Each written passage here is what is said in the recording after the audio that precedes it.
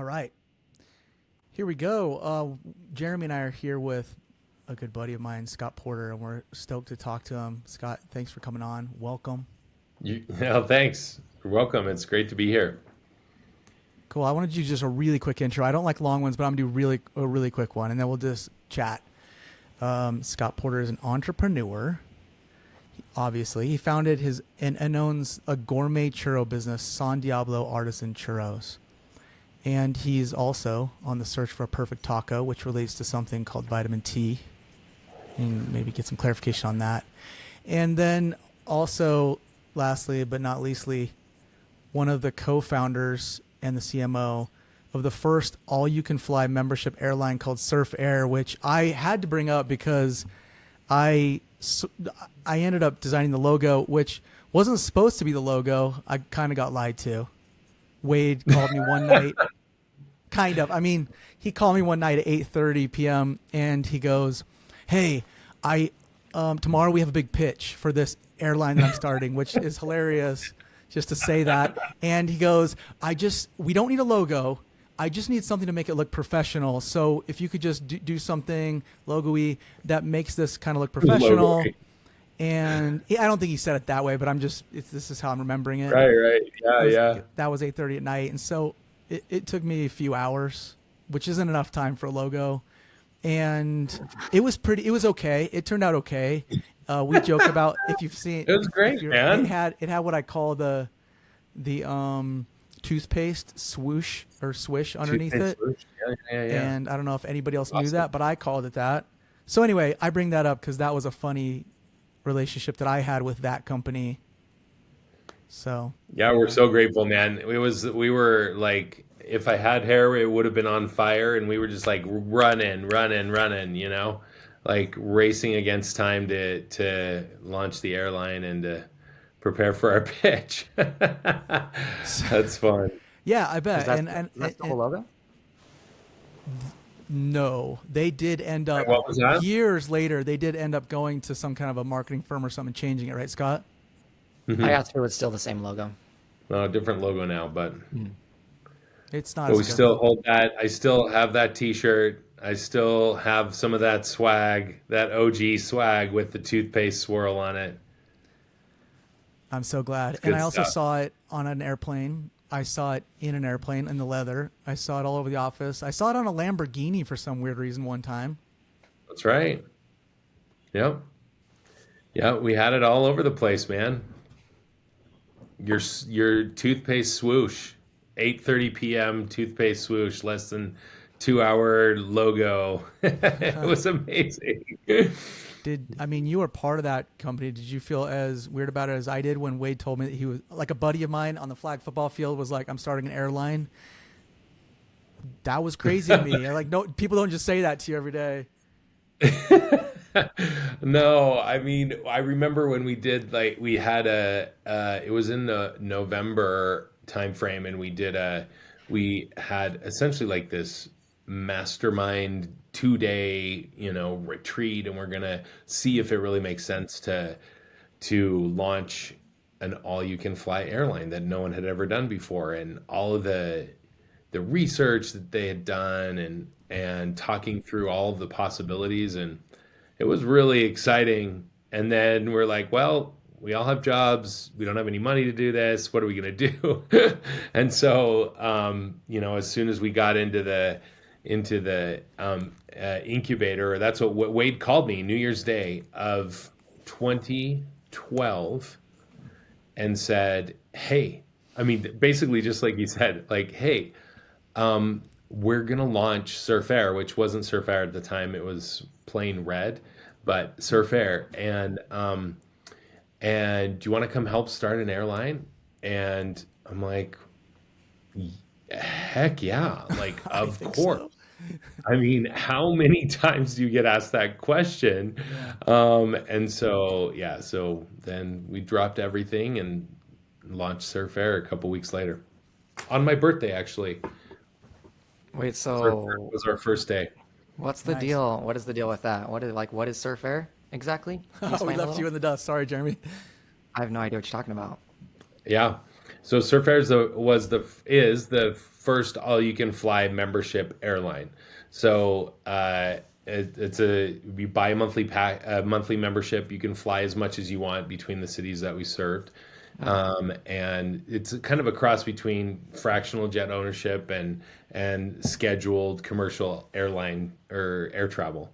So we had scheduled flights every day. We launched, now it's totally different, but we launched with 16 flights a day, 3 planes, 3 cities. So Burbank, Santa Barbara, and San Carlos in the San Francisco Bay Area. So It's still going right now. It's still a it thing. is still going. Surf Air went public last year, the end of Wow. last year. Yeah. Heard that. Am I stupid for not knowing that? I mean, is it a big thing right now? You're definitely not stupid for knowing it. You don't live in the target geographic area, and so you may know about it if you live on the West Coast, in LA and San Francisco, and if you commute regularly between those cities. If you don't, then we probably haven't targeted you. Right on. And probably have a So. lot of money. So yeah, I'm Well, I mean, it's I mean, absolutely for professionals typically that are frequently traveling between those cities. So it's like, the idea was to reduce all of the pain points and almost eliminate the pain points of travel that everyone hates, and then introduce this level of attainable and approachable luxury, and kind of restore this romanticism of flying back, where you're flying in and out of the private airports, and it's 8 first class seats on a plane. You're walking on the tarmac. We know your name, Mr. Smith. It's so great to have you back. Can we? Do you want your Wall Street Journal? How's your pet doing after their surgery? I love All that. of those sorts of like those personal touches. But then, you save hours and hours in your work week by arriving 10 minutes before your flight. You arrive there in the same amount of time. You don't have to get, TSA security. All of these things that we really dislike that have just become part of our regular way we travel. But when you eliminate them, you're like, wow, this is amazing. And then you add these extra like surprise and delight touch points that humanize the brand experience that really make you a fan. So Wow, yeah, that does sound amazing. That's cool. Because flying always does have an appeal. Like it sounds cool. It's like this is like classy, and then you get to the airport and there is all that garbage you have to go through. So that's really yeah, sweet. That's cool. and then you get in a middle seat, right? Yeah, exactly. You're like, I can't, and you're like Middle seat. jockeying for space on the armrests. Oh, it's terrible. Yeah. Yeah. Wow. So can I ask really quick, like when he comes to you and says, I want to start an airline, why did he come to you? And what was he expecting? Like what did you have to do with that? How did you create it or build it yourself?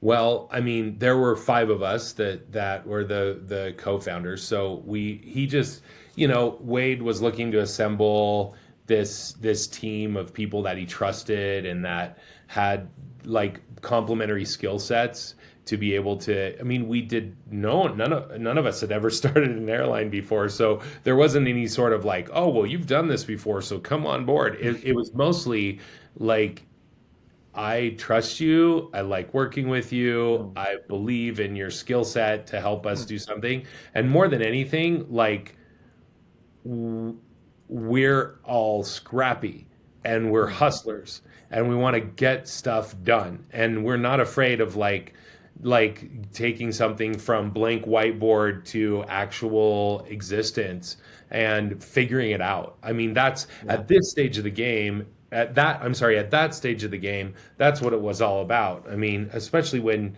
you've never done anything like that before. So I think there's also that I would imagine. I mean, this is a really good question. Let's bring Wade on here. Do you want to call him really quick? No, I'm not saying like who are No, you but and why we did you do that. should. I'm just saying like Like, because I don't know you, I'm like, what was your expertise or how did you do that? Because I'm like, well, that sounds I mean, super that's what I'm ambitious. saying. Like, How I would mean, you ever create an airline? Yeah, I mean, my background was in nursing homes. Like I had run a nursing home, a couple of nursing homes. I'd run a home health agency. Mm. That's kind of what I'm saying is that, like, sure, I had the experience to be able to put something like this together within my area of responsibility, but so much of it was like I remember that first day we started, it was just three of us at the time, and we had this big whiteboard, and we're like, okay, let's start an airline today. Yeah. Oh, so he didn't know What are we gonna any do? either. Just like, What do you guys think we should do? wow. Like, That's what? Well, crazy. where do we start? And it's just like this idea of not being intimidated by the Mm. unknown and living in a high with a high tolerance for ambiguity and like okay well let's figure it out like we're problem solvers, you know, and so we happen to have acumen in the areas that we ended up focusing on, you know, and we didn't even really totally know what areas we would be focusing on. And so it was very much like, let's figure this out as we go. And all of us had that a similar type mentality, and that was our overlap that I think brought us all together. That's super impressive. Wow. Like, yeah, I would never consider doing something like that. That's pretty ambitious. I mean, especially he didn't have anything to do with the airlines, it sounds like. Just an idea he wanted to do. Yeah. Wow. But that's the craziness of an entrepreneur. You're like, well, at that and like, oh, no one's done this before. Well, I think I'm the one that can do it. You Yeah, I was know? gonna say that's very Elon Musky sounding like appeal to me. That's really cool. Yeah, well, it's like I said, the entrepreneurship and just running your own business is no joke and not for the it's not for the weak at heart. I mean, there's so many stresses, so many pressures, so many dreams and ambitions and desires and failures and crash and Mm. burns. And you like to use crash and burn when you're referring to an airline, but Yeah. you know, you hope it takes off. Anyway, yeah. So Sometimes you get out, you got to get on the runway and yeah, just exactly. enjoy it. Well, it sounds like you guys did it. That's congratulations. That's really cool. Thank you. When it was electric. It was Hmm. amazing. It was wonderful. I loved that team, loved what we built together, and yeah, so grateful to be a part of it. It was really fun. I was just in Phoenix the other day, and I was walking next to this pilot. I just like walking. We're just walking down the terminal, and I like saw on his lanyard Surf Air, and I was like, I didn't even have any chance to like filter. I'm like, Yeah. wait, are you a pilot for Surf Air? And he said, well, I'm actually the assistant chief pilot. I'm like, what? No way. So anyway, we had a little brief interaction as we were both heading to our thing, and that was fun. That was fun to see. So he was filling me in a little bit on where they're at now, but Cool. it Are was you still good. involved in that, or you were just in the creation mostly of it? No, we were on the founding team, and we did it for almost 2 years. Yeah. Nice. So Right on. yeah, it was amazing. Cool. And Scott, I want to talk more about you, but before I do, we should address the fact that, like, you know, an airline's one thing, but not everybody gets to start a churro company. It's an obvious career path. I mean, I Yeah, don't know why, exactly. like going from nursing homes to airlines to churros, Tacos. it's very natural. And Yeah. tacos, yeah. Yeah. Um, yeah, churros. So yeah, so You that pepper churros, that John. so we don't need to call Wade because we have you here to talk about churros. You started that, and they're artists in churros. And I'm not really much of a churros guy, but I had your churros, and they're not only beautiful, delicious. And I'm not just saying that; they're really delicious. And Thank you. and you're being innovative and creative in that space, and trying to launch it, make it work, make it happen. Maybe tell us just a little about that, and then I want to talk more about Scott Porter. Sure, yeah. Well, the churros started all because I mean, I was an intern years ago in Mexico City for the summer. I had these fresh filled churros. I thought, why do we have such mediocre churros in the United States. And I'm like, they were fresh and they were filled. And I'm like, oh my gosh, churros always smell and sound so good in the US, but you have them. And I always was kind of disappointed. I'm like, Yeah, oh, they smell exactly. so good, but they are, I didn't know how good they could be. So it was an idea in the back of my head for years, similar to when any of us travel, you eat great food and you're like, I want this like this at home. So that was an idea I had years ago. And then While on the search nursing, for a perfect taco, though.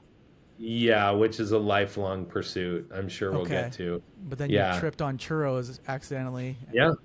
Yeah, and so it was an idea like, why doesn't anyone do this in the United States? So years later, nursing homes, airlines, and then it was just the right time. I thought, and there is a common thread among all of my career experiences of this just obsession with brand experience, customer experience, creating this um, uh, elevated interactions, building relationships, and not just like having a business that is purely transactional, but that is has this deep and meaningful human connection to it that I believe can, once you tap into that with your team, that you can take it and really build something that helps you thrive as a business and helps you leave a lasting legacy as a leader as well. And so um, that was really the common thread. I had developed this framework and system that I use to bring your mission and vision to pass on a regular, consistent basis every day. And I developed that in the nursing home, and then we use that throughout the businesses that I've run since. And I'm like, I want to kind of see that in the food business. And not only that, I want to be in the trenches with, and then also like look to start to help and inspire other business leaders and executives to embrace this idea of the power of human connection to help you be wildly successful. And how do you actually do that? How do you create beautiful human connection in your with your businesses? So yeah, I love that, Scott. And that's and, and, and that's kind of ironically, the like why churros and how that all got started. So yeah. yeah, and ironically, we've actually gone through a bunch of names of this podcast, and I think we haven't landed on one yet. But one of them was the human connections, how important human Mm, connection is, and so it's cool that you just sort of said that as one of these threads. And one of the reasons we thought about you, Scott, is because even though we've sort of gone away from human connections, it's more about like people, the personal side of people. But that's sort of kind of the same thing a little bit. But mhm. one of the reasons we thought about you is that everything I know about you is personal connection, like the way you do it, the way you connect, the way you look at somebody and connect with them and want to help them and connect them with other people. That's something really special about you. So you're an obvious person to have here with us. Well, And thank you. I mean, that's something that I strive for, and frankly fall short of many times. If you ask people, I strive for that, and I really truly like that is a driving motivation for me to connect with people in meaningful ways, always. And I am constantly falling on my face and learning from that on how to be better, how to be more treat people with deeper levels of humanity and even divinity, nice. so that's something And that's important to. uh, that's inspiring. And I'm curious, going back in time, where that comes from. Is that nature over nurture? Is it learned? Is it your parents? Is it just little Scotty Porter right out of the womb? Where does that come from? Hmm. That's a good question. I would say that it's probably a combination. Yeah. I think that, I mean, I've had wonderful parents, family, that have taught me that people matter. Like I remember my parents, like just you you be nice to people. Like I mean, it sounds so elementary, but it's like, no, be nice, take the high road. Like everyone else is going to do this, and you can treat people with kindness. And I think that is something that my parents taught me and I saw modeled in their lives, and with how they live, and just how important relationships are to them, both family and friends. And so I think so much of that is what has been modeled. And then I've also seen that modeled with just like absolutely remarkable friends, mentors, teachers, even strangers, um, that have really shaped who I am, and what and hard things too. Like I remember one of my like kind of uh, a very like transformative time in my life was when I grew up in Canada in southern Alberta, and I didn't know that. we moved. I had lived there my entire life, and then, except, I mean, I was born in Arizona, but we moved there when I was 2. Anyway, my entire childhood was there. And then at 13, we moved to St. George, Utah. And for the first time, I had to actually make friends. And I was Mm. really like, you're 13, you're like awkward, you're going through puberty, you have like zits, and your voice is cracking. And then I had this like, I had a really thick Canadian accent. And so I got teased endlessly, and Mm. didn't fit in. And I was really, I felt really awkward, as many young teenagers do. And then I remember when we decided to move to Las Vegas, when 3 years later, and I remember being so grateful for a fresh start. And like I remember, so like, whether it was my parents' conversations with me, I don't know exactly, or my prayers, or my own self talk, or whatever. I'm like, when I go to Vegas, I'm gonna be who I really am. And I'm like, Mm. I like people. I'm fun. Like I try to, I feel confident. Um, I like know who I am in the grand scheme of things, and what, like I have dreams. And anyway, I'm like, I'm gonna be who I am. And I remember making that conscientious shift at that age of like, no, I'm fun, and I'm a good guy. Like I'm friendly, and I want to, I want, and where all of those things that I felt like so intimidated by being when I was in this new environment. So I think so some of it have been experiences that have helped form that and pull that Yeah. out of me. And another like hugely transformative experience for me was when I was a full-time missionary for the Church of Jesus Christ of Latter-day Saints in Mexico, for 2 years. And That's where your love of Mexico came from. oh yeah, 100%. I mean, I didn't know that. I mean, listen, like I was 100% sure that I was going to get assigned to be a missionary in Russia. I was like certain. I just Okay. like felt it. I knew it. And then like I even had this ring, and like this CTR ring in Russian, that Wow. I wore because I was so certain. I got my call. I got my assignment, to Mexico, Tampico, Mexico, and like instantly, all of Russia was gone. Like I don't even know how that happens, other than just like God communicating to my heart and my mind, and just like boom, gone. I knew in that moment that I needed to be in Mexico, and Nice. that there were people there that I needed to meet, and there were experiences that I needed to have. I had no idea what I was in for, and no idea how dramatically that would change the course of my life. But I knew that that was exactly where I needed to be for and where God wanted me. And so and then since then, it is like obvious, now it's pretty apparent because everything I do is involved with Mexico. I mean, my life is tacos and churros, and it's deeper than both of those things.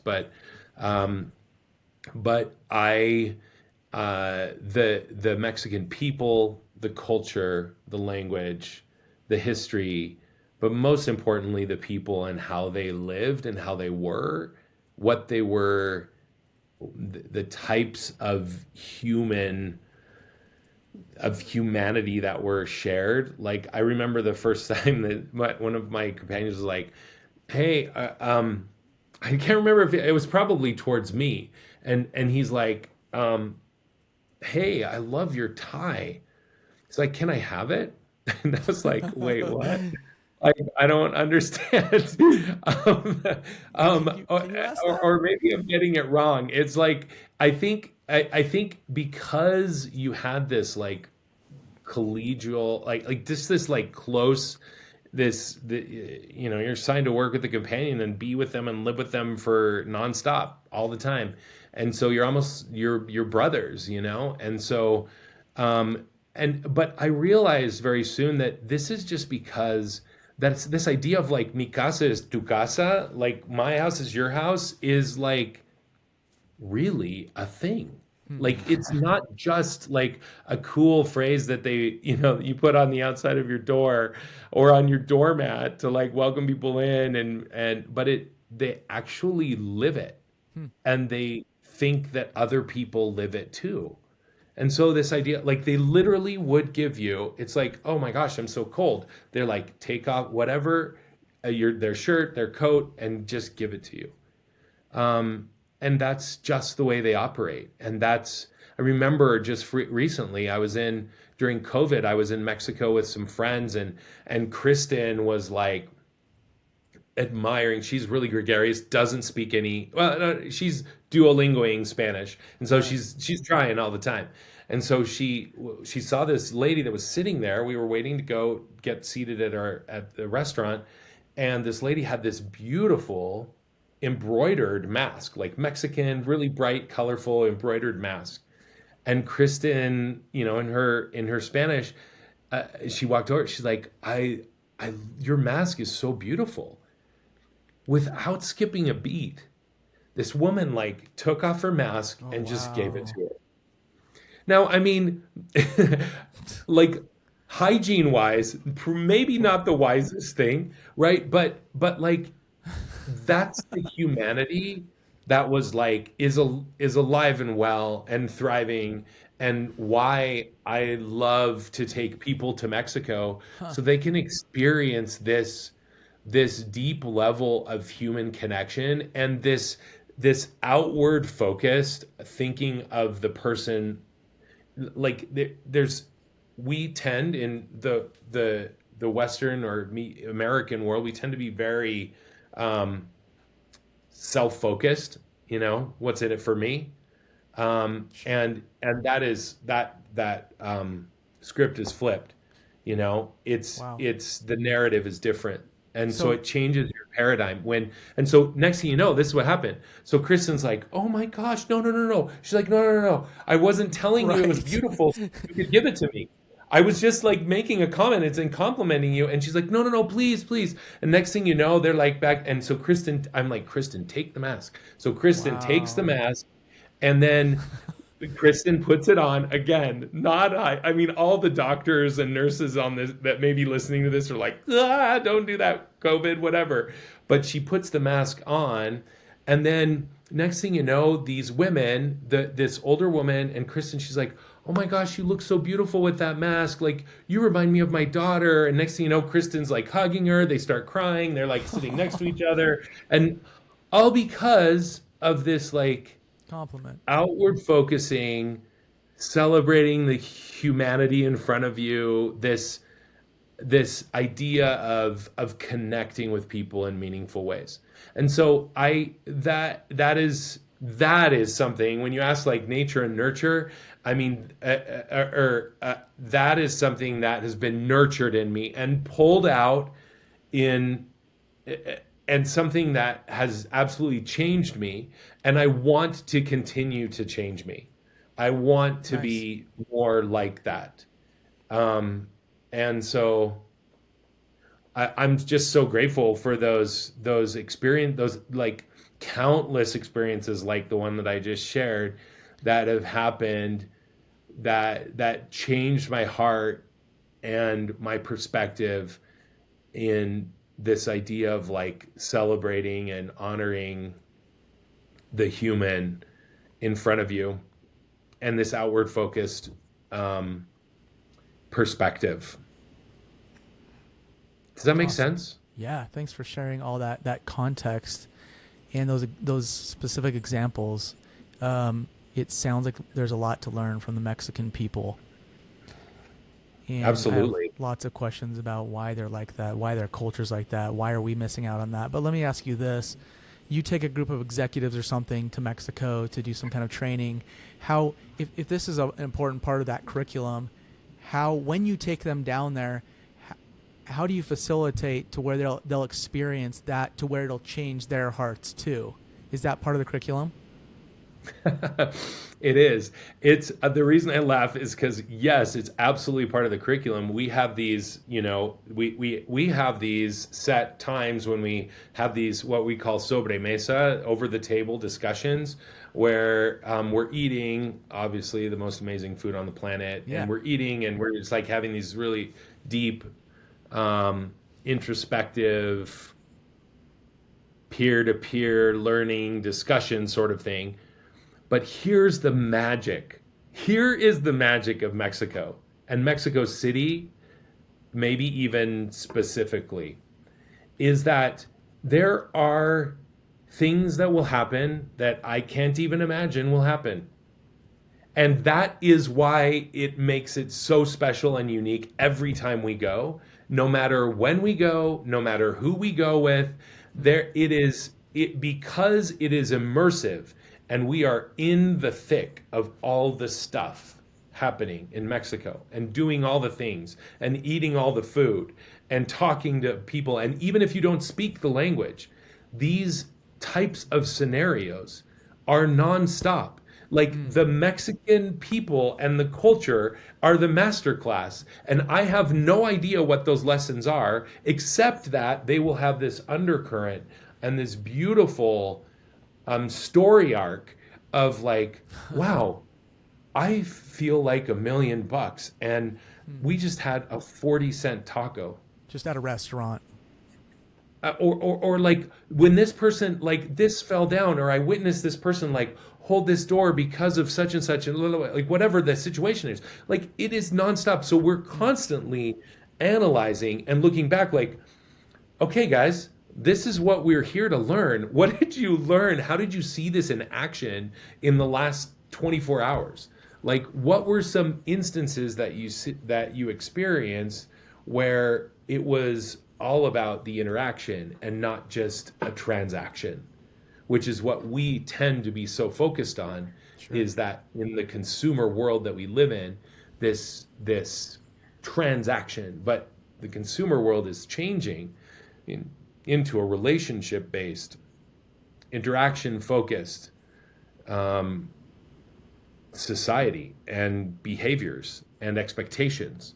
And so Yeah. that's what we talk about. So yes, it's part of the curriculum, but from my end as the facilitator, so much of the curriculum evolves in the moment. So it's like real time curriculum that I don't even know what it is. And so for me, that is so fun because I get to just, I create the container, we go out, we like be involved in everything that's happening, and it just always in like spades happens all the time in wild abundance. And so then we just get to process it, what just happened right there. Okay, so now with that just happened, what's the equivalent of that for your SaaS business? Yeah. what's the equivalent of that in your consulting firm, in your churro business, in whatever you're doing? Like, how do we create these magical moments of surprise and delight? And there's so many books written about that, about the power of moments, about being the hero in the story. How do we actually make that happen? Nice. And so those are the really rich, deep, hefty discussions that we have, where it's like, okay, you come back and you're like, I'm ready. I'm ready to like be a better leader, be a better husband, uh, be a better partner, spouse, father, mother, whatever. Human, like be a better neighbor, be a better stranger. How about being a better stranger? What about that? What does that look like? You know? Yeah. So those are the discussions that we have that while we're stuffing our faces with tacos, which no one's mad about, not 1 minute. Right. So What are some of the lessons, the connections that you took from the Mexican culture that you're talking about into your churro business? What did you bring into that oh business? man. Well, I mean, our whole business is just like oozing with all of that. Hopefully, we're like one of our values, the I in Diablo. We have 6 values. Um, the I means interaction, not transaction. And so, anyone can make churros, and anyone. And we want everyone to. Like, we make kits to help everyone make churros. And so anyone can do it, but we want to create an experience. We want to connect with people in meaningful way. We want to have an interaction and not just be slinging churros. And so that's something that we train our team on, is connecting with people. And that's simple things like eye contact, kindness, a smile, calling them by name. We don't use numbers when we're calling out orders. We use names, and Nice. we ask them how they spell it, So we want like those little things. We connect with them. We have, we want people to get churros, help them live their best churro life. And so they have different choices of filling flavors. We have a secret menu. We have crickets that you can put on churros, or we have spicy cinnamon sugar, and all of these things. We want to create a unique and memorable experience. And And so these are young, that, like high school age kids yeah, that haven't high school, probably aren't college, yep. probably aren't naturally Not maybe good at everyone, this. not everyone, but yeah, Okay. But they're a younger group that probably needs to be trained on these specifics of how to interact right, the right right, way according to your values, the company's values, I mean. yep. So do you see, I guess, do you see a lot of that missing from the business world today? I guess that's what you're saying, is that the way we do things is all transactional. It's not a lot of that stuff. And how have you seen that different in your company? I mean, it's made a difference, right? Or else you wouldn't be doing it, or you just kind of like it. I'm sure. Well, Yeah. yeah, I mean, gosh, there's so the term experience economy was coined, 20 plus years ago, and by a couple of Harvard professors and business people that were realizing what trends were happening in the business world. The three of us, and possibly anyone else listening, have grown up most of our life in a consumer-based economy, where it's I give you money, you give me something, and we're done. There's no more expectations that we have, but over time, things have shifted, and we have higher expectations for where we give our money, our time, and attention. We want a places that we are patronizing to understand us, to give us personalized recommendations, to give us, to care, to listen.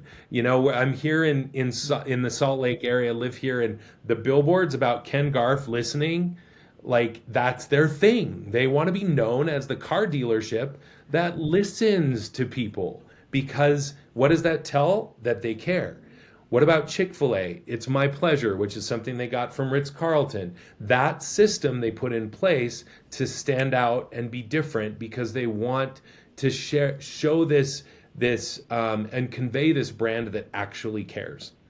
And so the economy is shifting, and not all businesses have made that shift, that mental shift of like, first of all, we need to stand for something, and then how do we actually bring that mission and that vision to pass on the regular, every day, every level, at every touch point. It does our virtual experience online, over chat, over email, does that feel the same as it does in our app, in person when you come into the store or when you come into our consulting firm or whatever? Like, is there that cohesive one singular thread of an experience with that brand? And there are brands that nail it, right? Like they're the ones that we talk about all of the time that care about creating an experience and care about connecting with you. There's a reason why, Disney's going through some hard times right now, but like, and have made some of their own shifts, but we talk about them. It's like the happiest place on earth. Like that's what they have crafted and been very intentional about the experience that they are creating. And so, my hope is that we can inspire more business leaders to be intentional about the architecting an experience, both first internally and then externally. So what does that look like with your team? How are you helping your team members thrive? Because they are the ones that are actually creating the experience. I remember when I was in my first nursing home, and I would stay up at night. I'm like, oh my gosh, because we had inherited a nursing home that was bankrupt and was like had 200 direct competitors within a 10-mile radius, and like we were half occupied. And how are we going to do this? How are we going to build this without any money to dedicate to marketing? So that's when I started studying all these things. Like, what do these businesses do to create an experience that actually people talk about? Like this word of mouth that, you get doctors or hospitals or patients' families talking about. And so I started to study what all these businesses had done. And I remember one of the things that kept me up at night was like, gosh, we, at least at this point of our business, we had a mission and values, and we framed them and put them on the wall, right? Like we do in business. Mm-hmm. And I remember thinking, there's two things. So first of all, like what happens at 2 a.m. when I'm not there? And our nurses are there running the show, and all these other things. Like what guarantees do I have? How do I make sure that they're bought in to making this mission, vision, values come to pass? How do I keep them motivated, rewarded, recognized for doing that? And so that was a driving force. And then the other question that I had was, or realization was, the people that typically make the least amount of monetary compensation are the ones that are having the most amount of face time and interaction with your customers. Yeah. So what do you do? How does that translate and trickle down? And I have countless experiences. I mean, I have this like trilogy of experiences with Trader Joe's that continue to like this consistency of an experience that where they empower people at every level of their organization. And so that's a crazy long answer to your questions, but there's like my hope is that we can inspire more business leaders to follow the lead of those that have paved the way for because we won't survive in the long term, let alone thrive, because everyone's behaviors are changing. We're now in an experience economy. We are now in a relationship-based economy. And whether or not we want to realize that, the sooner we will, the sooner we'll be on top of it. and we'll be ahead of the game and creating things that are leaving a lasting legacy and making a difference in people's lives and helping. I mean, there's like crazy statistics. I don't need to go into all the research and stuff, but just one thing is, people that have a positive customer experience can expect, or businesses that create a positive customer experience can expect customers to pay 140% more. Now, whether that's they're continuing to come back, they'll pay a higher premium for whatever, like that is just like, that makes sense. Interesting. Yeah. We have great experiences. We want to be more loyal. We're going to tell other people about it. We're going to spend more money there. We won't mind spending a little bit more because the experience that we have is better. That makes sense. Yeah. I mean, I definitely go to Chick-fil-A a lot, and they get through the line fast. So Have you had the pimento cheese on their no, I get the sandwich? same thing every time. I get a Supreme, a deluxe Supreme, Listen, whatever. So Jeremy, yeah. you He gotta. goes there. I He mean, goes there you for gotta customer Pimento? service. out a little bit. What is a pimento? What is that? Pimento cheese. I mean, I didn't Oh, even know that I needed that yeah, I don't even know what that on is. a Pimento cheese cheese. sandwich. Okay. But you No, I did. get pepper jack. I like it hot, so I get a spicy deluxe and Okay. pepper jack. Well, Can I get? next time you're there, if they still have it, ask them for the pimento on the spicy. Okay. Yeah. Unless you don't like happiness. I mean, Right. I don't. No, I like happiness. I'm gonna write it down, but I'm not gonna remember the words because I've never heard of pimento. Sorry, I'm not a total food guy, but I'm gonna write it down. So I'm gonna get that, Scott. Okay, cool. Scott, I know Yeah, you're short it's on great. time.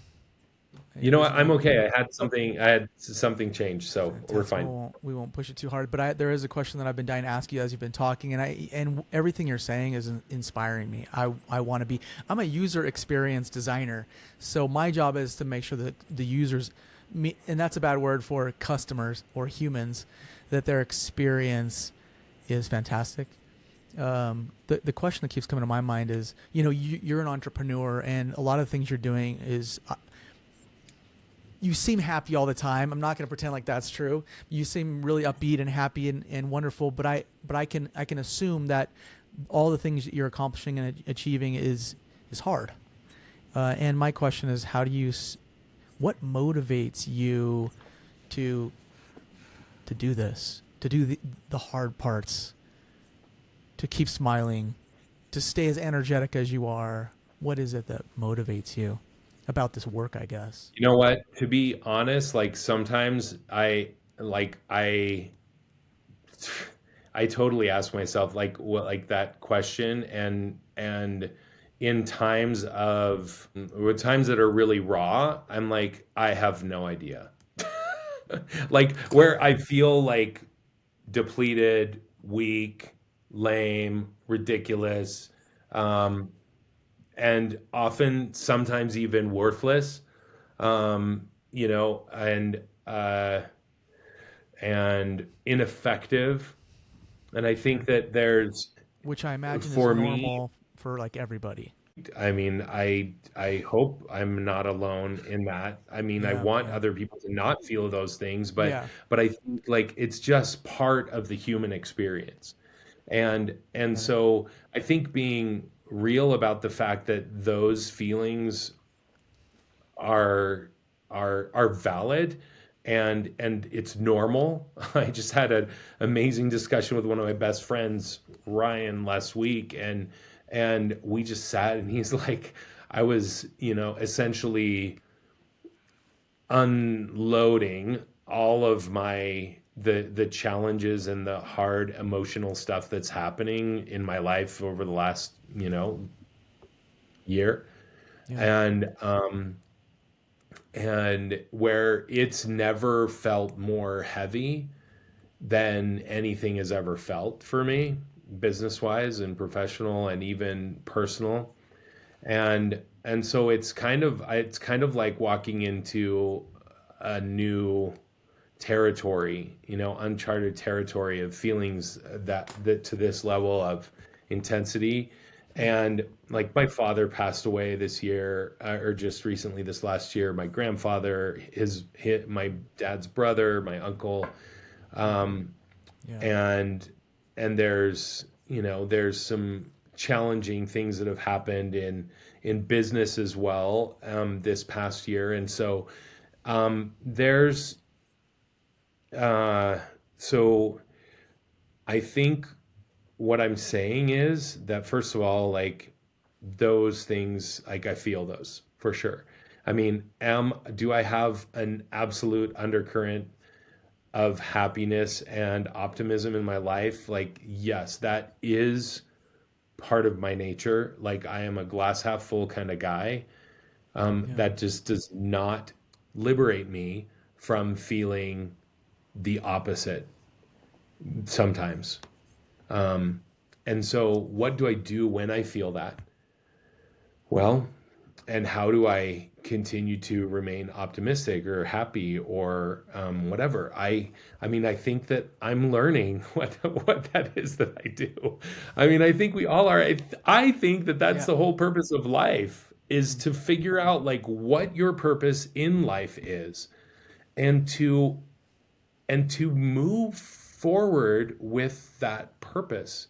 And if you feel like that is a God-given purpose and the reason for your existence, the Japanese call it ikigai, if that is your ikigai, like, and you feel like God wants you on to contribute in a certain way, and that doesn't mean you are free from any sort of discouragement, but I think where the courage comes is in overlooking that and moving forward despite what you may feel, and pressing forward, and like it's like the sun will come out another day. Annie had it right. And Yeah. the sun will rise and life will go on. And I also remember when I was at BYU, we had, I think it was Ezra Taft Benson came to speak, and it was toward the end of the semester, and he started out by saying, he's like, you know what? I know that this may be really stressful time in the semester, but don't worry, like this semester will pass. You may not pass the class, but this semester will pass and it will be over. And so everyone's like laughing and realizing, oh, maybe a little too soon for that comment, because it like cuts to Yeah. the core, right? Like it's actually true. It's all we're Um, stressed about. Thanks. yeah. And so but I love the levity of that, in this idea of like, you know what? It seems all consuming right now. And so what I do, I like race to the source. I race to like, how do I reignite what I know that who I am, what I can be, what I look for ways to remind me of that. So for me, last week, that was like text to my friend Ryan, dude, I really need to talk to you about this stuff that's like weighing on my soul. So like, and so grateful that I have that level of a friend that I can turn to with that. Yeah. And then I feel that with like, I mean, that also means I'm reading like holy writ, like I'm looking for inspiring words to like pull me out of like my messy mortal mindset, and like, okay, recalibrate and feel direction and purpose once again. And so whether that's reading, praying, meditating, ice baths, you know, well, going on hikes. I love to exercise as well, and find that, I just feel like, oh my gosh, I got to get on a run. Like Yeah. I'm just like, going crazy, and I got to get on a run, clear my head, and like start to open up this channel of inspiration again, so I Nice. can feel that again. Uh, And Um, um, and so seeking that source, and is seeking that and reminder. I'm sort of curious when that's happening. In other words, is this when it's all coming to a head? You're starting to explode. It's getting worse and worse. You're putting out the fire, or are you able to stay on top of this daily in anticipation that you need it? It's gonna come. You know what I mean? Did you I mean, understand? it is 100% a combination of both of Okay. those. Yeah. Sure. Um, I mean, it's like a daily effort, daily practice, you know, prayer, meditation, even breathing, breath work, like calming down and being like, okay, I'm just gonna, or like choosing to not listen to the radio or the news on my drive in the car, and just like clear my head, think, consult God, talk to a friend, be quiet. I think we like just be distractionless. And so it's like some of those are habits and some of those are like knee jerk reactions. Like I know that this is happening. I'm actually not going to listen to the radio right now. Or I'm gonna, I'm gonna um, stop what I'm doing and gonna go on a walk, or whatever. So uh, some of it is habitual. Like more, I have a morning like devotional kind of practice that I do, and then in the evening I have some things that I do where I reevaluate the day and just kind of think through and pray and like end the day. And I think those types of consistent rituals are like sustain me and help me feel that like spiritual depth, and then and like reconnect with that purpose, and then that way when like the fireworks go off and the volcano's exploding, I'm like, I gotta do something. I gotta go get away. I gotta, Hmm. do this exercise. I gotta be Call quiet Ryan. for a minute. I gotta go whatever. Yeah. Do you? When you know a person like you, Scott, you this is sort of like a normal occurrence. You see a person like you, and you just make all these assumptions about, man, they're so strong and so positive and so, and that I think that's fine. I think that's a good thing to say. But there's something beautiful about um, seeing the true humanity in everybody, right? Like, and my real assumption is that everybody has, like, you. I feel like you articulated really well some of the human struggles and daily and things that tough things that we go through. Anyway, I feel like I cut Jeremy off. No, you're good. I was just gonna ask maybe just a follow-up question real quick. Like, and this may be a little, I don't know, complicated or big or weird, and maybe everyone doesn't see this the way I see it, but I hope I can ask this the right way.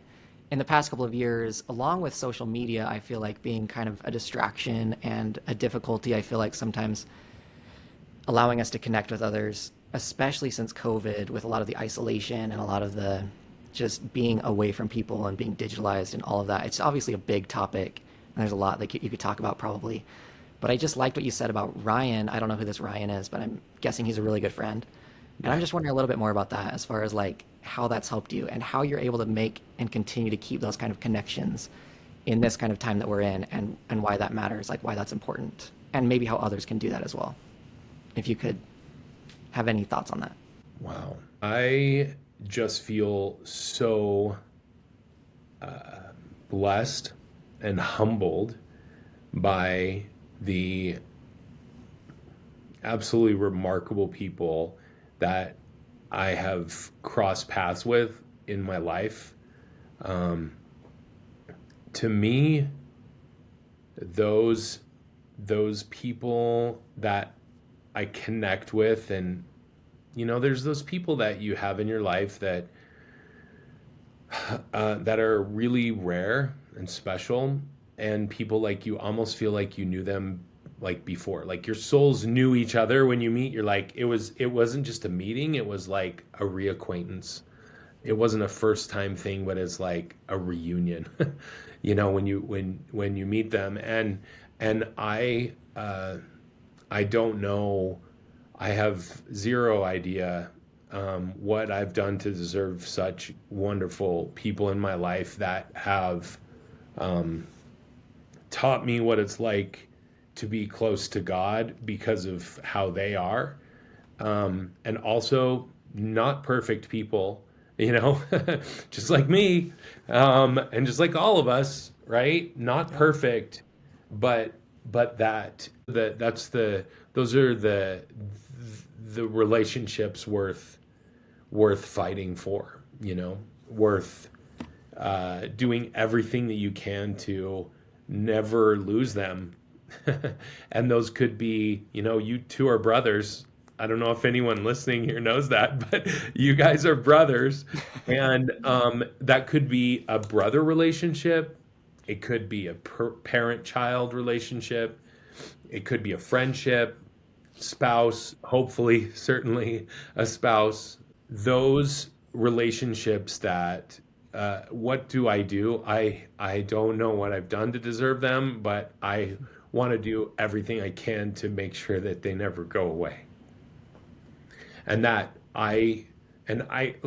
think maybe the reason why I'm getting emotional is because I'm realizing my own weaknesses in continuing to foster. Like, I want to do more than I have done,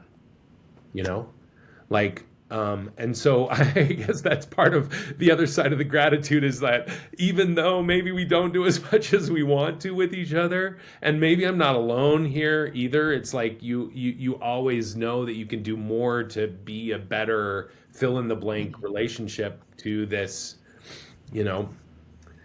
brother, son, father, child, whatever it is, like colleague, work colleague, whatever. There's always something that we can do more to be to appreciate their value in your life and to add value to theirs. And so I think that maybe that's part of, I'm just having a bit of a introspective, gymnastics going on in my head as I answer that question of these are so valuable, these relationships that I have been blessed with. And what am I doing to honor them, to appreciate, to continue to foster and develop and be that type of person for them as well?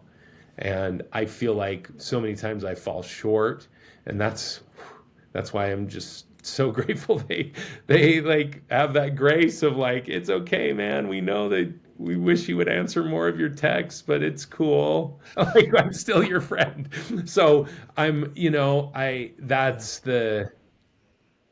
that's a really interesting question that I'm going to be thinking a lot about. Yeah, thank you for answering that. I appreciate it. And for all those thoughts. That's awesome. Yeah, there's no possible way you're alone in having feelings about shortcomings, of not keeping your relationships as strong as you should, or maybe even could. It's also a downside of being maybe really, really friendly and spreading yourself thin across lots of people. I'm just talking about myself now. It's a bad habit that I have, spreading myself thin, because I'm so excited about so many people, and sometimes deepness of relationships suffer. And I have lots of guilt about that, but I also have sort of had to tell myself I need to not have guilt about it. I need to not worry about it, because I know that it's going to happen. I don't want to become callous to that, because every now and then I have moments where I'm like, man, I've got to do better with the people that matter. So thanks for sharing that, Scott. Thank you. Well, you're so great at that. You're I don't know Jeremy as nearly as well as I know you, but you just exude that. You're just people focused, so kind, welcoming, friendly, hey, tell me more about you. That's just what that's a gift that you have. And so I get, nice. It makes sense, everything that you're saying. Well, it's that's sort of you talking about the person that you see in public, and the one that I could be if I was always my best self. And in reality, it's I just constantly am man, I've got so many relationships that I've just, if they're spinning plates, it's I've got so many plates that I'm just dropping like crazy, And there's lots of areas of life like that, and relationships is just one of those. It's really interesting you bring that up. I think the concept of being your best self Like It's a tough one. we know what that feels like, and when we are our best self, we're like unstoppable. Yeah.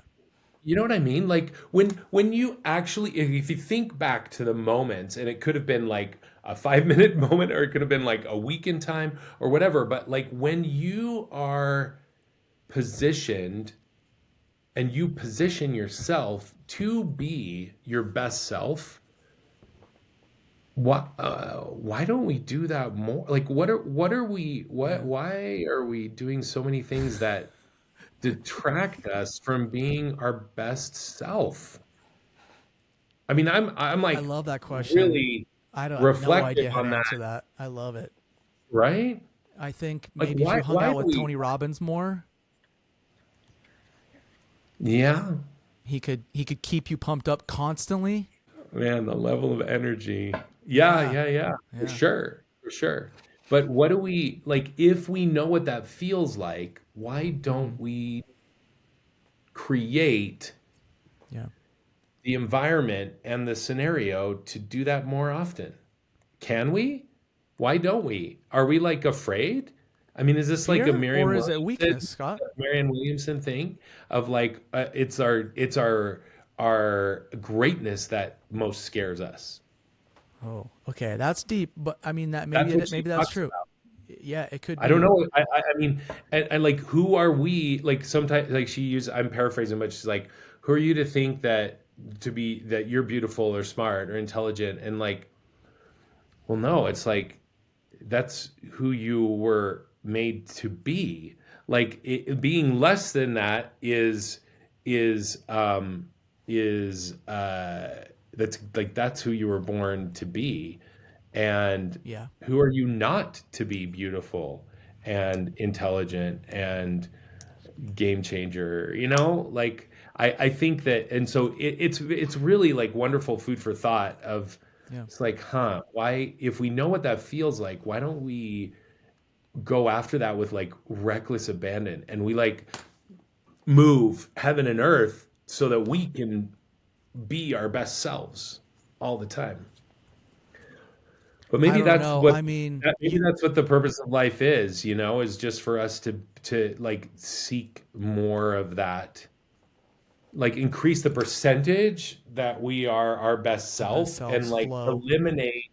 eliminate these moments where we are less than our best. Yeah. And I mean, you mentioned being in flow. That's not the word you use, but for 5 minutes or a week and getting in flow of my best self. I mean, I I don't think it's more than an hour. It's probably closer to 5 minutes. And I don't know the reason. I don't know if it's fear or if it's just weakness. Just the energy. Yeah. The fear I of the think that's a big energy. I don't know. it's a big question, Scott. And I definitely don't have the answer, but I think it's a lot of those things. Fear, doubt. And I think life is just hard. I think that a lot of times I think doubt and uncertainty is just kind of in people for some reason. So I feel like gravity just naturally pulls people down. But of course, it would be awesome if we were all at our best selves all the time. this But is, can I share it? I had to look it up Yeah. while you were saying this. So she says, our deepest fear is not that we are inadequate. Our deepest fear is that we are powerful beyond measure. It is our light, not our darkness, that most frightens us. We ask ourselves, who am I to be brilliant, gorgeous, talented, fabulous? Actually, who are you not to be? You are a child of God. This is it. This is the phrase. Your playing small does not serve the world. There is nothing enlightened about shrinking so that other people won't feel insecure around you. We are all meant to shine as children do. We are born to make manifest the glory of God that is within us.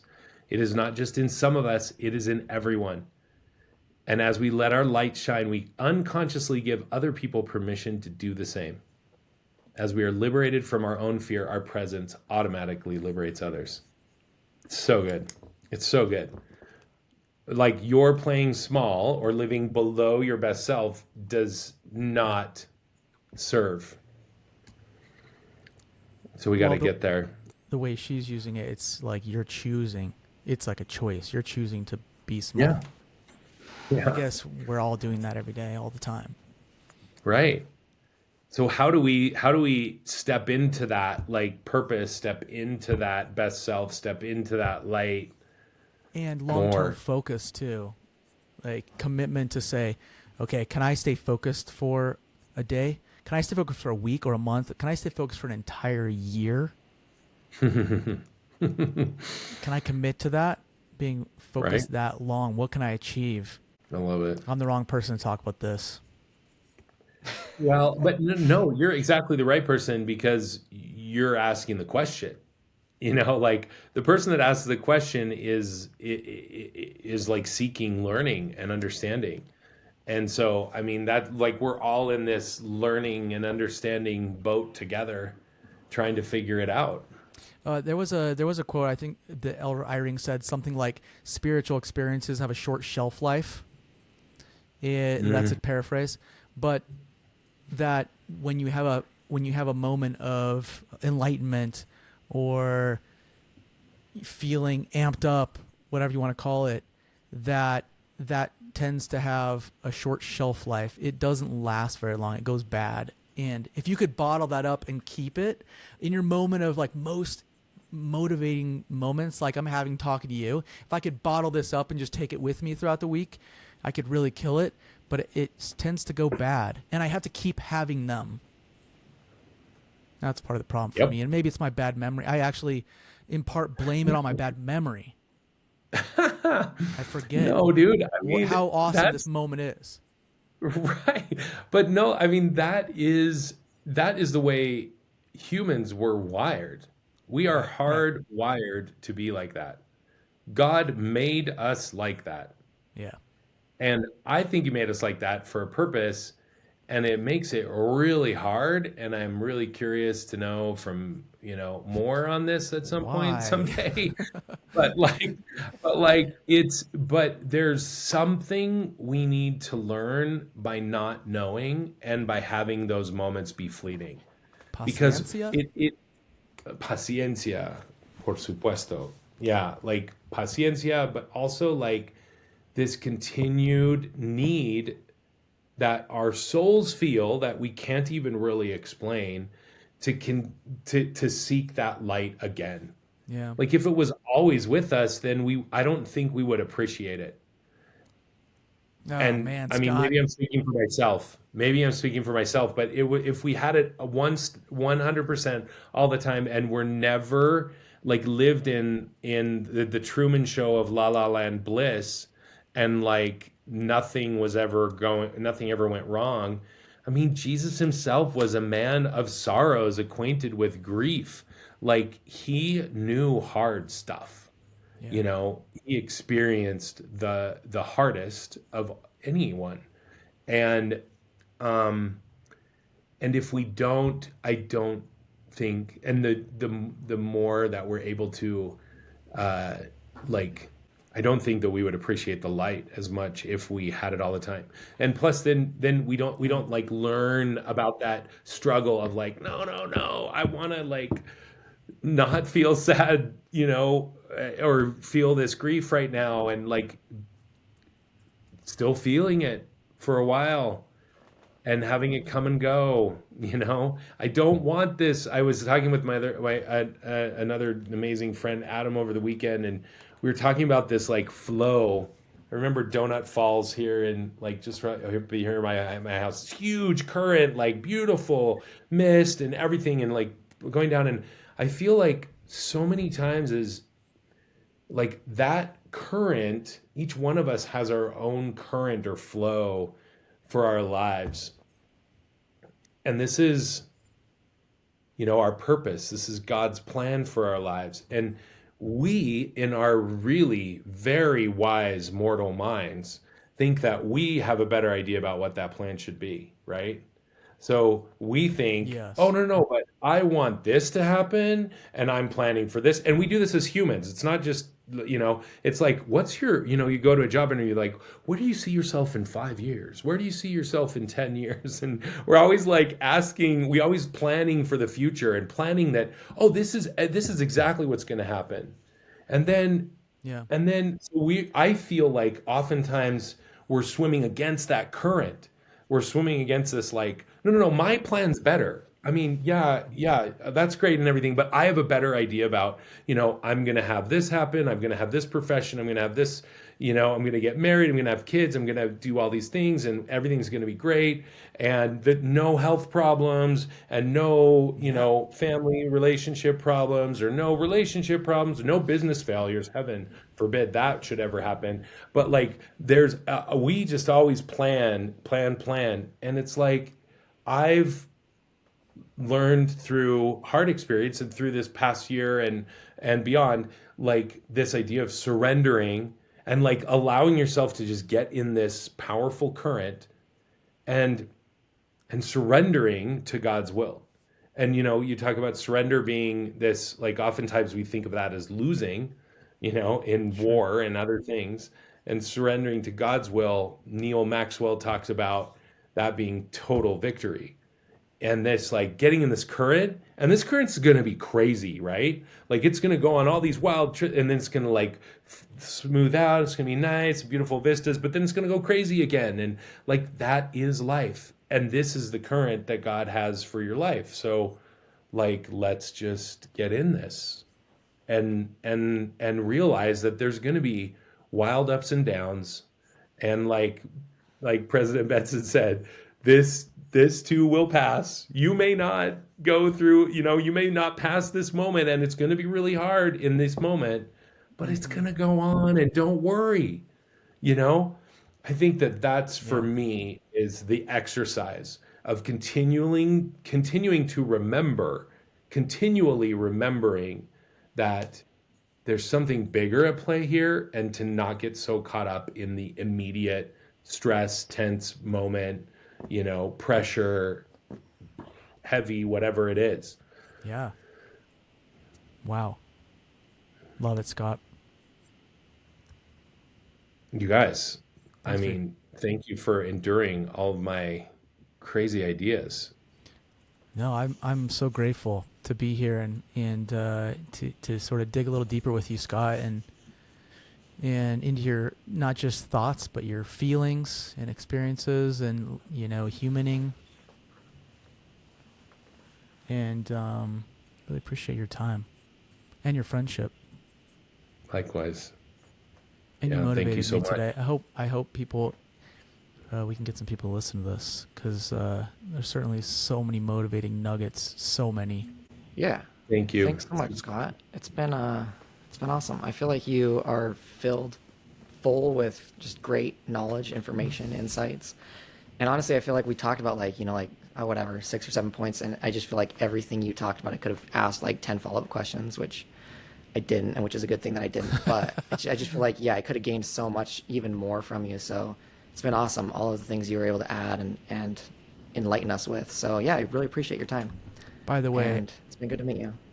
I just want to give a quick plug to something that's totally random, which is everybody knows Anderson Cooper, and he does a podcast about grief, because we mentioned grief a number of times today, and it's called All There Is. And if you haven't listened to that and you want to hear more about grief, Anderson Cooper's his podcast is beautiful and amazing, and he's just dealing with it and trying to figure out how to deal with it, and it's powerful. So anyway, just a totally random plug. Grief's real. Grief's a real thing, and it's a roller coaster. And someone was explaining, grief, especially if you're talking about grief of, I guess you can experience grief in so many ways, with a loved one that passes, or with an opportunity that doesn't materialize, or, whatever grief looks like. But it's a roller coaster that someone described it to me as a roller coaster you never get off of. And sometimes it's really smooth and fine and you're just flowing along. And then other times you're like, woof, like upside down and all sorts of crazy emotions. And sometimes it happens all of a sudden, something will trigger something, and all of a sudden that grief comes back. And I think grief is really very, very, very fascinating to experience and to learn about. Scott, I'm going to check that out. Yeah, if we had 1 million listeners today, what would you What would you like? Where would you send them to help you out with something that you need? Buy a churro somewhere? To help me out with something that I need. You know what? I mean, ultimately, I need, um, I just would love to have as many people be more kind today. So I just want Nice. them to be nicer I love it. to someone, unexpectedly nice, like do something unexpectedly nice for someone that they wouldn't have thought, whether it's a stranger or someone that you love deeply. Um, Great. yeah, I mean, that's the most important thing. All the other stuff, like, sure, buy churros, come with me on a taco tour. Yeah, that's great. Like, I'd love that too. But the most important thing is, I think if we can treat each other with higher degrees of humanity, then that would be, it's like the Nepali and Indian people have it right when they say namaste. The divine in me recognizes the divine in you, Yeah. and I think we just need to act accordingly. And I hear myself say these things. I'm like, oh my gosh, I gotta remember this all the time because yeah, I am far from Yeah. a terrific example of this. There's so much that I am learning in this process of life, but that would be my wish. By the way, that's a great thought, and I appreciate that. I have to ask really quick, just because you're the taco king, and I don't know everything about your taco experience. We didn't hardly get into that at all, of what you're trying to do, find the perfect taco. But I just have to ask, have you found the perfect taco? I guess you kind of said beforehand you hadn't, or what is your journey with this? I know it's probably a long story. You don't have to go into all of it, but have you found it? Are you close to finding it? And what does it look like when you do find it? Well, by the way, happy Taco Tuesday. We should have led with that. Ah, yes. Tuesday. So, Cheers. I mean, I like to live every day like it's Taco Tuesday. So, every day is the same for me, pretty much. But no, like in answer to your question, I have found some ridiculously like mind-blowing tacos. Um, Are they all in Mexico? Like, have you this searched in is Mexico? Here's the answer to your question. Like, well, I mean, Or it's wherever? the greatest percentage of mind-blowing tacos are absolutely in Mexico. Yeah. And I would argue in Mexico City. Now, people that live in Tijuana or live in Monterrey or Guadalajara will argue with me, but I will probably die on that hill. Like that is Mexico City is the mecca for tacos. Especially I am a pastor guy. So I always lean pastor, always, always, always. I'm so grateful for all those pigs that have given their lives for us to eat I don't even these. know what that is. Sorry. Me too. What is pastor? Jeremy, I'm so sorry. I'm so it's sorry. I don't know what that okay. is. I'm apparently we need to do some Yeah. Touring. I've been on food a tour. friendship here. We need to like go get lunch I together. shouldn't admit that. I'm sorry. Let's do it. I'm No, on the wrong podcast. so listen, I'm sure you've probably seen the pastor. It's on a spit. It's the red meat that's all stacked like this on a spit, and it Okay. looks like a V. And they shave it off, and it turns. Okay. You've probably seen Euro sandwiches like from the Middle East. Yeah. So it is a Lebanese style of cooking that was brought to Mexico. Bless those Lebanese immigrants that brought that style of cooking to Mexico, and then Mexico made it, with pork, red, achiote, and spices and Okay. marinade, and then pineapple in a tortilla. You throw some crispy Gouda cheese on there, and like it's heaven. So that is the Sounds closest like the thing that perfect taco to me. yeah, that is the closest thing that I find to perfection so far. Now, this is a lifelong search. Like Okay. there's no reason to think like you found it and like let's stop searching, um, because That's a terrible idea. you never know. And I mean, I realize this sounds like a grass is always greener on the other side type of mentality, This is a but when it problem. comes to tacos, you just never know. Yeah. So Yeah. Okay. you don't want to limit yourself, you know? Okay. So the search is the point. Like you're on a search Oh because you just yeah. want to try every Well, and taco. Sounds really, like. like everyone's on this search. I mean, Yeah. you just didn't know it yet, but wait till we eat that store together, and then you're gonna all of a sudden be, you're that's your recruiting. I mean, That's how we'll I recruit you. love churros. I might be on the search for a perfect churro, to be Okay, honest. Like okay. tacos are like they're good, but churros are pretty Okay. Hey, tasty. listen, I do love a good churro. if those are the options, like I got you. You know a Yeah, guy. Yeah, You I'm know a good with guy. that one. yeah, I love it. Yeah, you make the best churros in Utah or like this side of the Mississippi or like what's your Ooh, your fame claim? of a churro? Utah, Well, I'll Salt Lake? let the people decide. Okay. This is democratic churro Well, life I don't process. even know where to get a churro, honestly. So like you may be the Hey, only Jeremy, where person. do you live? I live in St. George, actually, interestingly enough, Okay, right okay, now. Yeah. I'm from Salt Lake. I live in St. George. okay. Well, Yeah. so first of all, you can make them in your home. So we have an Oh, at-home churro making kit that is okay. made just for you. Nice. um, because churro lovers, and we want you to be able to make them at any point. Everything you Yeah. need to make churros. Is it as good as if I bought it from your truck though? Like honestly. Mm, So No? so it's a dry mix dough, and you just add water to it. Now the Okay. ingredients of the dry mix are the same ingredients that we use in powder form. So like butter. So the Mhm. dough recipe is flour, butter, water, eggs, salt, Mexican vanilla. And so we use those same ingredients in in dry powder form. Now, obviously, real butter is going to be better than powdered butter, Mm. and real eggs are going to be Oh, better than powdered eggs. okay. So the churros are still very delicious when you buy them in the powdered mix and make them on your Oh. own. They're, in my opinion, and I can't say otherwise, there will always be better when you make them from fresh, real ingredients. So Yeah, right. Okay. I That mean, makes it's sense. just that's the reality. It's like if you ask someone, are French fries better deep fried or in an air fryer? Well, I mean, let's Yeah. be honest. If you really need to be honest with yourself, of course they're always going to be better deep fried. Yeah. I mean, can you eat them out of an air fryer or do you like them? Sure, but they're always going to be better in an air fryer or in a But deep they're fryer. pretty dang good if I were to buy the kit and make it. Yeah, totally. Yeah. Yeah. Okay. I Right mean, on. people love it. People love it so much. So, we are laser focused at being the global churro authority, is our goal. Nice. Wow. Okay. So we make fresh churros at events, and then we have our kits, and then very soon we're gonna have frozen take and bake churros in your grocer's freezer. So Oh wow. you can get That's cool. our actual churros in your freezer. Then they will be exactly the same. All you do is Mm. pop them in the air fryer or the oven, and then you can have them on demand. All right. I'm and, waiting for that.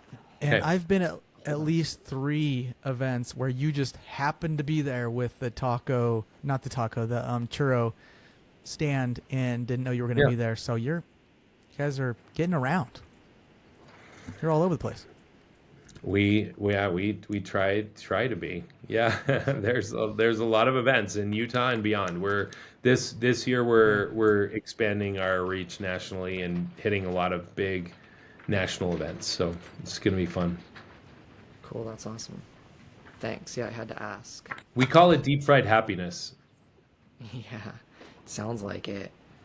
So And Yes. sorry, that's specifically churros, right? Or do you do tacos and churros? It's just the churro? no, we just what the business is just the gourmet fresh filled churros. Okay. I just Nice. eat and appreciate tacos.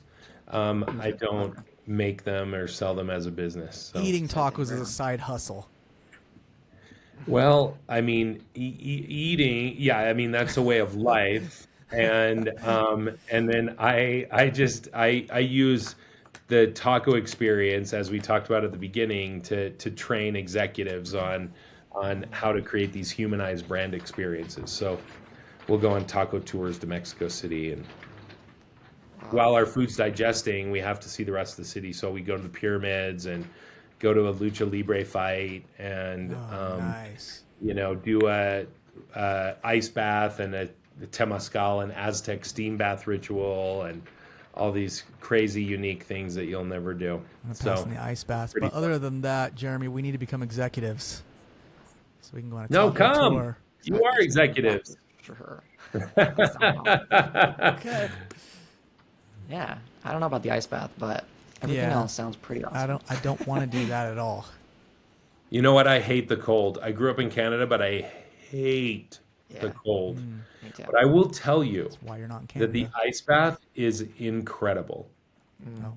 Incredible. For physically, mentally, like what do you mean? Like Yes. just shocks your system? All. Yeah. Okay. I was just in Arizona this past weekend. My great friend Dave Morse, he has this pool in his backyard, and it's wintertime in Arizona, so it's colder. And he has a current maker in his pool. And so we had done a polar plunge before together. And so he's like, I'm taking this to the next level, dude. and I'm like, okay, what are we doing? And so he's like, okay, we're going to do a polar plunge, but this is what's going to happen. I'm going to swim against the current for a minute in this 50-degree water, and then you're going to rest and recover. And then the timer will go off, and then we're going to switch.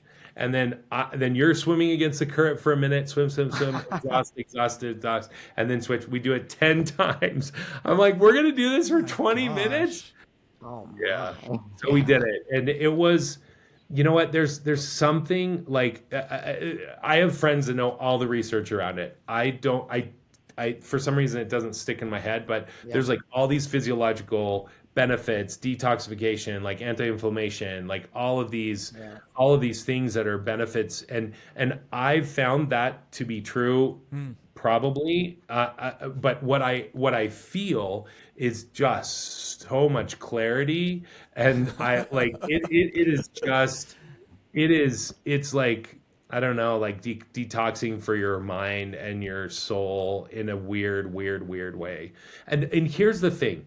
Here's the thing that I found about it is that you end up like, especially if you go in, not just like cold turkey, like walk in and like dive in, but if you go in and prepare, like we'll do a breathing session before we go in, and you like start to get your spirit and your body in alignment, meaning you are in control of your spirit.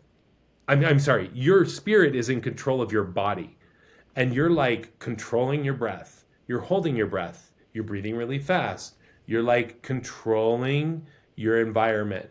And so then you go into the water and you feel ridiculously empowered, because you're like, no, I just was in, 34-degree water for 6 minutes, and I didn't get out. I controlled myself. I like controlled my breathing, and I'm like, I'm going to survive. I'm going to get through this. I'm not going to die. And you like control that, and you feel like a warrior. You feel like a conqueror, like you can do anything. So there you go. I love it.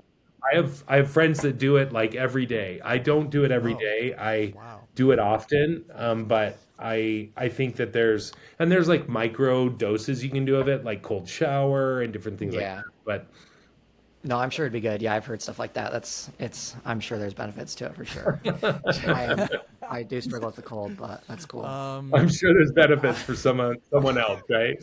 Yeah, no. I believe in them. Everyone else doing it. That sounds awesome. It sounds like I don't have anywhere to do that at. It's hot where I'm at, so I have no chance. Jeremy and I need one of those little tables in the park with like a cardboard sign that says, convince me that ice baths are worth it. And I think you have two non-believers here, and you worked really hard to sell us. No. You worked your heart off. I'm sure I would gain a lot from it. And the fact that you're in St. George is I'm not going to let you off the hook, because all you need to do is get a 55-gallon drum, fill with water and ice, and just plop yourself in that thing. Okay, so you just make it. Sounds like a bathtub. Yeah, it sounds rough. No, that's cool. I'll think about it. I don't do that, but like that's an option. That's an option. I mean, there's like fancy, really like bougie, ice bath like actual ice bath things that you can get that control your temperature. It's all like digital and everything. But I mean, you can also just go. Oh, it's not going to be a regular occurrence if I do it. That's for sure. It'll be like a one time, like, yeah, that was awesome. I did it. Did it. It's like originally like a Viking thing, right? Like over in Eastern Europe and stuff. They do a lot of Yeah. that in whatever Sweden and Well, they actually Norway. they've done it in a lot of different places around the world. But yes, like Scandinavian countries, it's been part of Yeah. their life. You rotate through ice bath, extreme steam or extreme heat, Oh. ice bath, and then sauna, ice bath, sauna. You can do 2 or 3 cycles of that. Oh, you like one after another? You're saying like right at the same time? Oh, wow. Yeah. That sounds like a good detox. Yeah, that would jolt your system for sure. That's Yeah. cool. It increases your Clarity, metabolism. Like Jeremy. there's all these longevity things, right? Like I love the whole like Blue Planet. Have you guys watched that on Netflix at all? All I these haven't seen blue, that actually. not Blue Planet, sorry, Blue Blue Zones. cities? Blue It's zones. Yeah, Blue yeah. Where cities. they live Yeah, longer. Yeah. yeah. They have like the higher percentage of centenarians, Hmm. so they Hmm. like have this crazy amount of longevity. No, yeah, I was just gonna say you seem like at least twice the man that I am, Scott. So it's got to be, I'm sure, in part of the No, ice bath. not So even close. But you've got all the hair though. yeah, I got some. We've You, established like I I'm the said, least man here. Our, I don't know how we established We're in that. the Scott, same boat, bro. Jeremy and me, our grandpa Wakefield, he lived till he was 100 years old. I don't need Yeah, to he was a live man. He longer was a than that, cowboy. Scott. Like that's good. It's good enough. It was long. He was healthy too. fine. He was a Was it cowboy. good Yeah. quality of life at 100? Yeah, Yeah. I think so. Oh yeah. I mean, he had Amazing. his mind went, fast in the last 5 years, and that wasn't good quality. But he's a tough cowboy.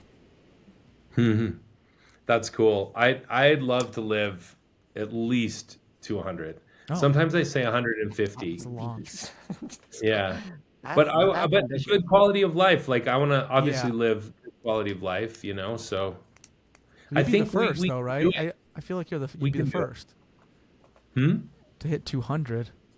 Except Noah I mean, or 200, Adam. I mean, maybe I'm selling myself short, but I think we're going to have some, I think we're going to have some, there's like so many really fascinating advances going on with like medical and longevity. And like, I think that we can There's have still really time. great quality of life for a long time. Very nice. That'll be another conversation when you That's another conversation. for sure. Yeah, I was just gonna A say good we one. could talk for another 2 or 3 Well, and hours. I need to learn. I'm like all that stuff. I like watch the Blue Zones. I read the books. I like love all that stuff. So we'll see. We'll see I how. believe in you. I'm rooting for you. If anyone can do it, it's the Taco King. The Oh Churro King or man, the Taco King? That's true. the irony. No, that's awesome. Too many Al Pastor for sure.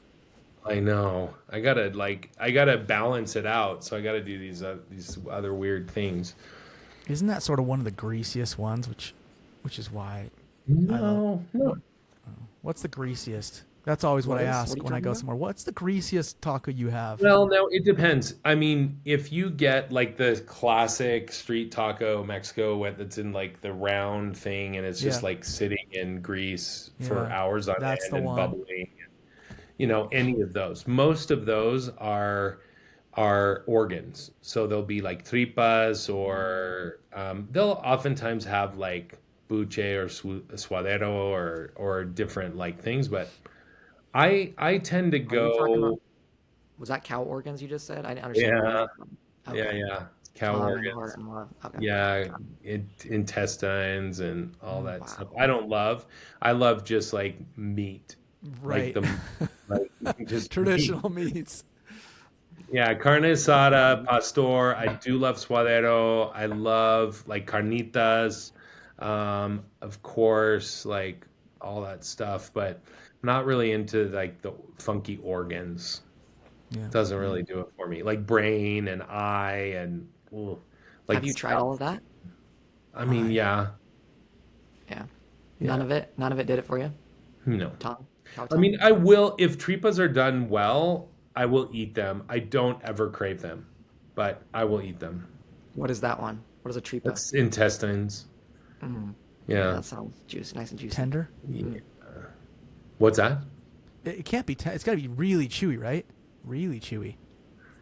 It depends on how it's done. Yes, it can be like chewy, like kind of elasticy, and For days. but if you like if you crisp it, that helps it a lot. Sure. Yeah, right. I mean, I don't want to be gross or anything, but intestines, that's kind of where like stuff is filtering through the body, right? I guess they clean it out or something. I mean, know. guess cooking Listen, it cleans it. that like, yeah, no, That's true. yeah. It's just whatever. Okay. No, just I can't. cook That's it. why. I mean, that's one of the reasons I don't love it. But I just don't love the flavor. Like, I just think meat actually has better flavor. People love lengua, like love tongue. I'm not a huge lengua guy, but yeah, I've had it. I've had it. I'll That stick took with the time, carne yeah. asada, pastor, all always and forever, and that's fine. Bold words. I mean, Me too. literally, even like beans and cheese taco is amazing. Yeah, if they're done I well. agree. So That's so good. Nice. so great. Well, Scott, thanks so much for your time. Really appreciate you. Awesome to talk to you. Thank you. And so grateful for your time. Grateful for your questions. Thanks for asking me to be a part of your contribution to goodness in the world. So thanks. Yeah, Yeah. indeed. Thanks so much. It's been Take great. care, brother. Let Thanks, us Scott. know if you need anything. Absolutely. Have a good one. Thank you. Good night. See ya.